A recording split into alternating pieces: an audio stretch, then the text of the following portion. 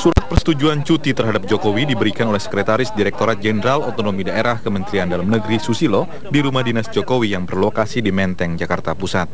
Posisi Jokowi sebagai Gubernur DKI Jakarta akan digantikan oleh wakilnya Basuki Cahayapurnama atau Ahok. Dalam sejumlah kesempatan sebelumnya, Ahok mengatakan bahwa dia siap menggantikan posisi Jokowi yang akan cuti untuk mengikuti pemilu presiden mendatang. Saya jadi presiden aja, siapa saja yang ngurus Jakarta nggak siap. Joko Widodo mengajukan cuti selama kurang lebih 41 hari dan akan kembali bertugas setelah 9 Juli nanti.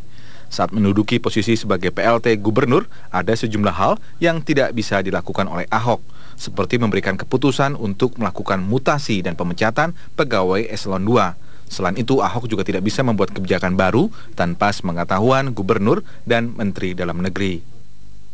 Dalam kepemimpinan Jokowi Ahok selama hampir 2 tahun, sejumlah kebijakan sudah mereka jalankan, seperti penertiban pasar Tanah Abang, revitalisasi pasar tradisional, kemudian juga normalisasi Waduk Pluit.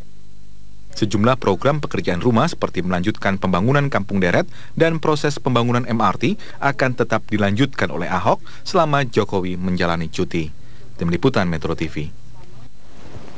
Joko Widodo yang memimpin Jakarta selama hampir 2 tahun ini setidaknya telah melakukan sejumlah terobosan dan kebijakan dalam sejumlah hal, seperti revitalisasi pasar tradisional dan juga perbaikan sistem birokrasi di lingkungan pemerintah Provinsi Jakarta.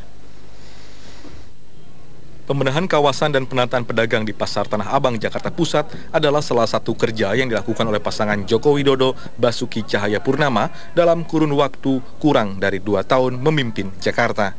Selain Tanah Abang, Jokowi juga merevitalisasi sejumlah pasar tradisional. Tujuannya selain untuk menata para pedagang, juga untuk menimbulkan kenyamanan bagi warga, sehingga pada akhirnya akan membantu keberlangsungan pasar tradisional. Kerja lain yang dilakukan oleh Jokowi adalah penataan kawasan Waduk Pluit.